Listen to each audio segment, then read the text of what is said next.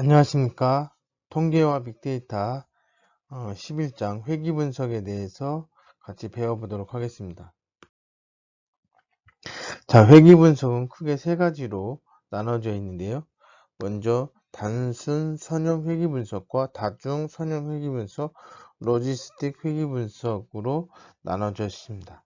자, 이 회귀 분석은 여러분들이 많이 들어봤던 인공지능의 하나의 기법이라고 생각하셔도 되겠습니다.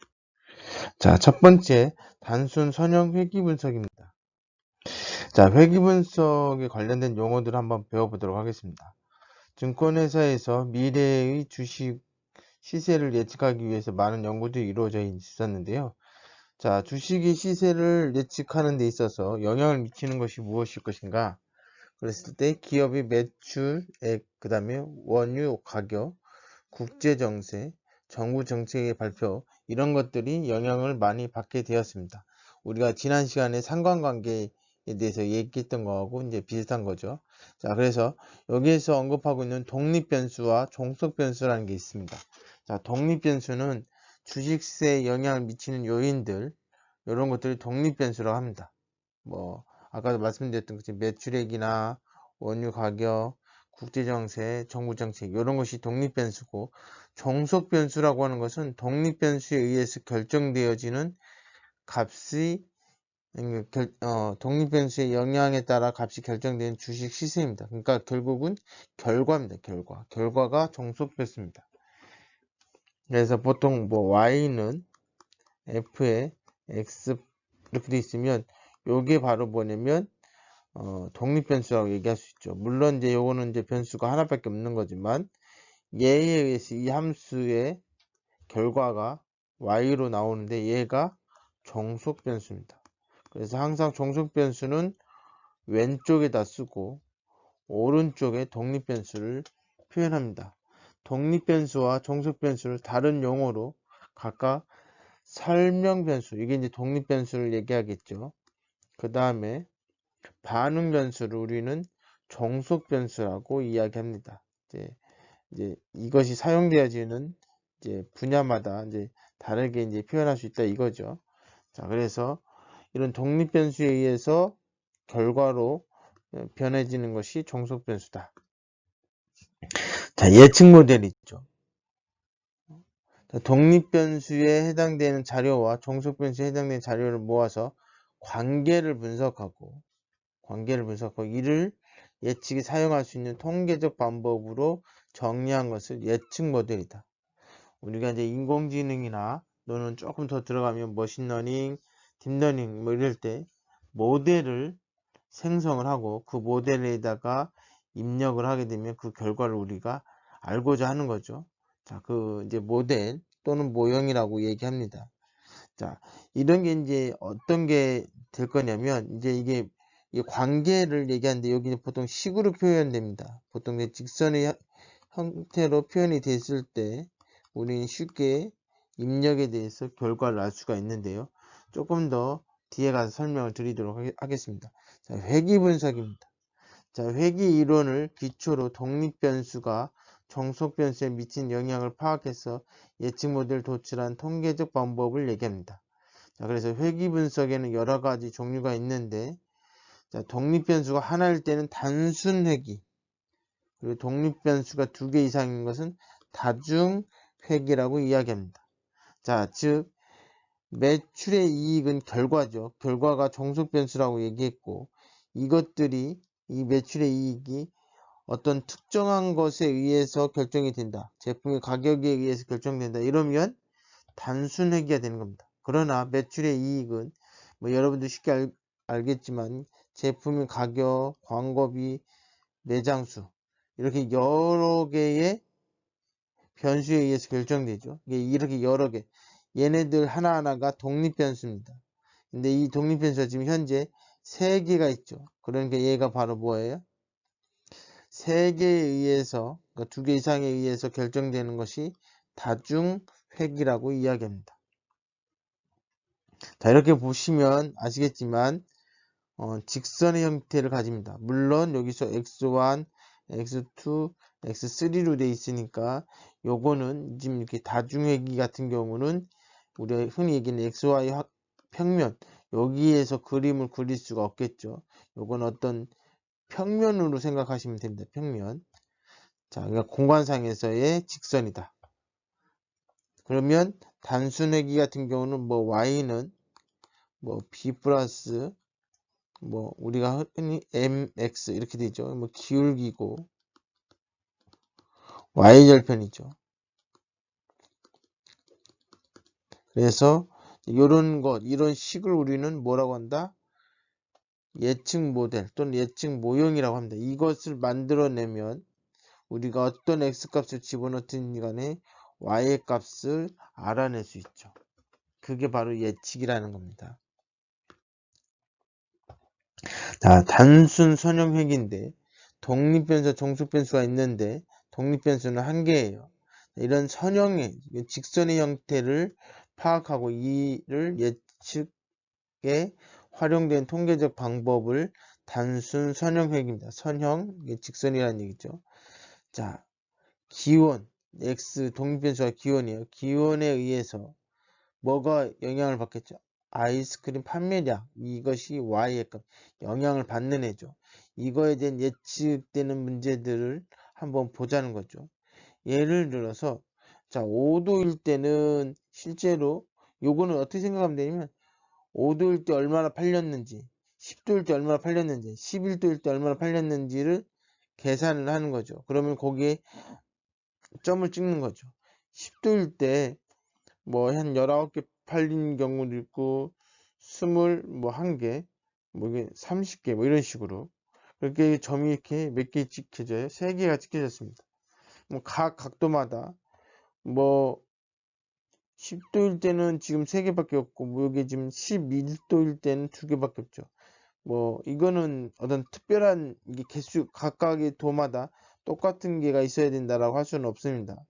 그러니까 이제 날씨가 이제 14도일 때는 4번 4일 동안 14도였는데 15도일 때는 3번만 있고 뭐 이런 그런 의미예요.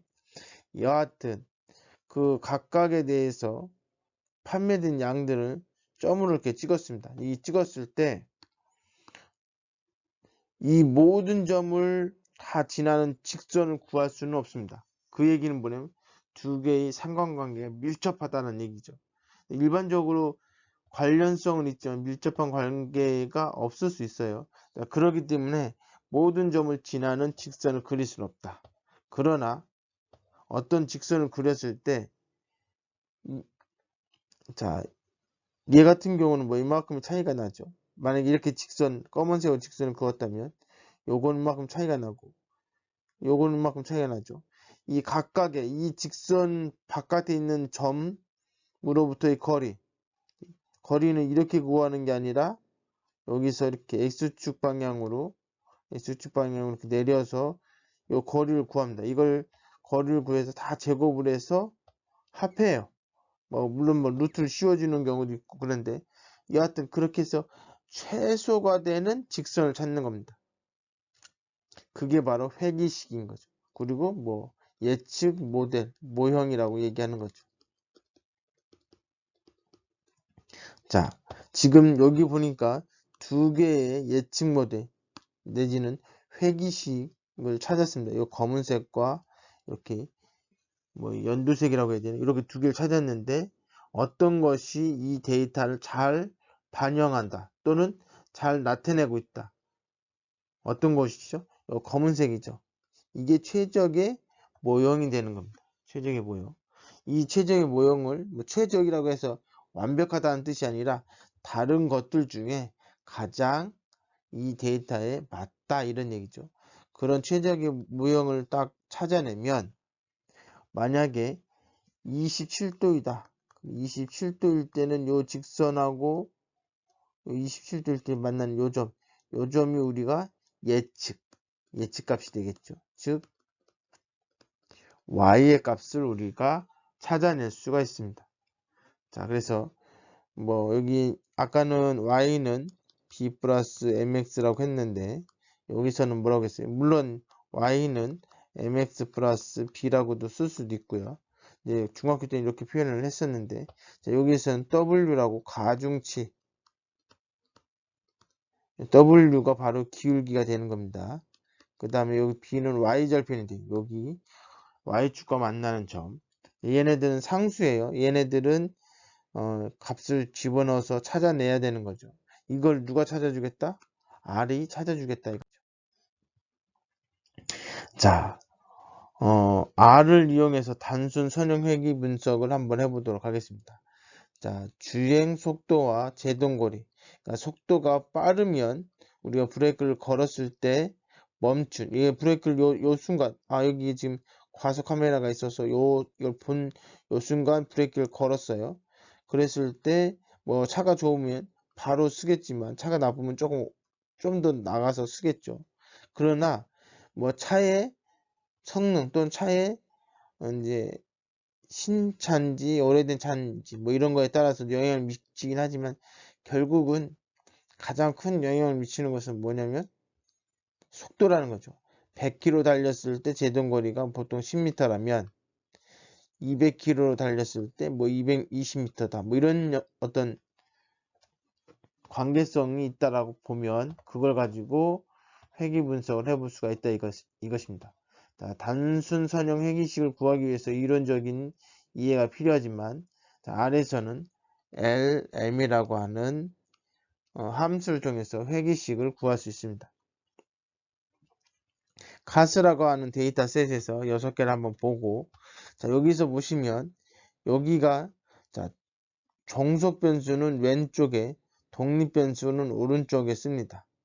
자, 그래서 거리가 속도하고의 관계성을 뭐예요? 그림으로 그려보자. 네, 그림을 그리면 어떤 관계가 있는지 상관관계가 있고 의미가 있는지를 알 수 있다는 거죠. 이때 사용되어지는 데이터는 데이터셋으로 사용한다는 얘기고 요거는 그림을 그려주는 거고요. 자, 여기 LM이라고 되어 있는 요 함수가 바로 회귀식을 구하는 함수입니다. 그래서 LM 종속 변수, 그 다음 독립 변수, 데이터셋을 해가지고 LM으로 회귀 모형을 구합니다. 그 모형을 구한 것을 모델에다 저장을 하고 모델을 출력하면 모델이 나오고 그 다음에 AB 라인이라고 하는 것은 이런 3전도 이런 그래프를 맞게 찍겠죠. 여기에 뭘 건다? 회귀식이 우리가 구해졌으니까 y는 뭐 ws 플러스 b의 형태로 해서 w하고 b가 구해질 겁니다. 그걸 가지고 뭘 그린다? 선을 그린다. 회귀선을 그린다. 그게 AB 라인이고요. 그 다음에 이 모델에 이제 값이 이제 있는데 이 값에서 첫 번째 값과 두 번째 값을 출력해라고 했을 때 첫 번째가 바로 뭐예요? y절편이다. 두 번째는 기울기다. 그래서 아까 제가 y는 y절편 먼저 쓰고 기울기를 나중에 썼던 겁니다. 그래서 요게 첫 번째, 요게 두 번째. 여기서는 또 m이라고 안 하고 w로 표시되어 있죠. 자, 여기 카스라고 하는 데이터셋에 스피드가 4일 때 제동거리는 2이고 4일 때 10이고 뭐 이거 차의 종류에 따라서 뭐 차이가 날 수도 있겠죠. 여하튼 스피드 속도에 따라서 제동거리가 다양하게 있습니다. 이것을 그림으로 3전도로 그림을 그렸더니 이렇게 그려져요. 그럼 대충 회귀식 요거의 점들을 잘 나타낼 수 있는 회귀식이 뭐 이런 식으로 되겠죠. 그럼 이때의 y절편 기울기를 구해야 된다는 얘기죠. 무엇으로? lm 함수를 이용해서. 그래서 lm 함수를 이용해서 구했더니 이런 결과가 나왔습니다. 여기서 y절편 이게 첫 번째죠. y절편이 마이너스 17이고 자 스피드는 뭐예요?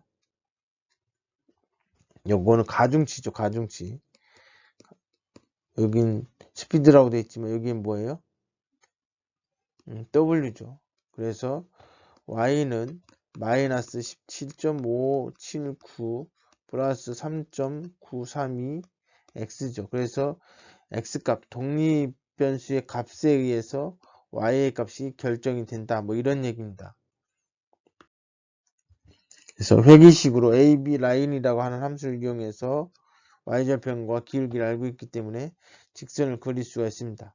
자, y절편 그 다음에 가중치 즉 기울기의 값 값은 두 번째 첨자에 있습니다. 자, 그래서 y좌표과 가중치를 각각 구하고 요것을 이렇게 식을 세우고 나면 자, 스피드가 얼마? 31대의 제동거리 예측값을 구하고 싶으면 여기다 대입을 해주면 제동거리가 나오겠죠. 35일 때 요 값이 바로 모델이다. 그래서 x값에 따라서 제동거리가 결정이 되겠죠. 자, 아까 말씀드렸던 겁니다. 이거 아까 회기식의 y절편과 그 다음 가중치 기울기를 구하고 나서 자, 식은 이미 만들어졌어요. 예측 모형이 만들어졌고 이 값이 다 들어가 있죠. 이제 변수를 써 있지만 그리고 x 그 독립변수에 30을 집어넣었을 때 그 다음에 종속변수에 어떤 영향을 미치는지를 구하는 거죠. 자, 30이라고 하는 것을 입력했을 때 뭐예요? 제동거리가 100.393이라고 돼 있죠. 자, 35일 때는 120, 40일 때는 139 이런 식으로 제동거리를 구할 수 있습니다. 자, 아까 이야기했듯이 회기식을 어떻게 구하냐면 각각의 점에 대해서 이 차이의 제곱을 합한 거에서 어떻게 하면 가장 작은 가중치와 y절편을 구할 것인가를 찾는 거죠. 자, 예상 제동거리와 실제 제동거리의 오차를 한번 구해보도록 하겠습니다. 자, 이미 그 데이터셋에는 주행 속도도 있고 무엇도 있어요? 제동거리도 있습니다. 아까 스피드가 있었고 디스트라고 제동거리가 각각 다 있었습니다. 그죠? 자, 그래서 요거는 뭐예요? 우리가 회기식에 의해서 우리가 지금 여기 속도는 여기 있는 속도를 다 대입을 해요. 다 대입을 하면 예측값이 나오겠죠. 그 예측값이 여기 이렇게 있다고 쳐요. 그럼 여기서는 지금 순서가 예측값을 먼저 쓰고 그 다음에 요건 뭐예요? 요거는 지금 보시면 실제값 요거 요 값이 출력이 될 거고요. 그 다음에 요거는 뭐예요? 여기 앞에 있는 예측값하고 실제값을 빼준 겁니다. 그래서 예상과 실제와 오차 이 세 개의 데이터를 가지고 데이터 프레임을 만든 겁니다. 그리고 그거에 컬럼의 이름을 이렇게 쓴 거고 그래야 좀 보면 쉽게 이해되니까. 그리고 6개만 화면에 출력해 달라는 얘기죠. 자, 그래서 이렇게 됩니다. 이거는 그 데이터가 아마도 여기서 이렇게 딱 보시니까 얼마예요? 약 50개 정도가 되겠죠. 자, 50개 데이터에 뭐가 있어요? 스피드가 있고 그 다음에 제동거리가 있겠죠. 제동거리, 스피드, 속도가 이렇게 있을 겁니다. 자, 그런데 우리가 모델을 만들어 놨으니까 그 모델에 의해서 속도를 집어넣었을 때 뭐가 있겠어요? 예측값이 있겠죠. 자, 그것을 자, 뭐예요? 지금 예측값하고 그 다음에 뭐예요? 제동거리 그리고 이 두 사이에 뺐을 때 값 이게 오차가 되겠죠. 이 세 개를 가지고 데이터를 새롭게 만들었습니다. 자, 이게 보시면 자, 예상은 이렇게 돼 있지만 실제는 2가 나왔어요. 그래서 오차가 이 정도 난다 이런 얘기죠. 지금까지 11장 회귀분석 중에 단순 선형 회귀분석을 배웠습니다. 이것으로 마치겠습니다.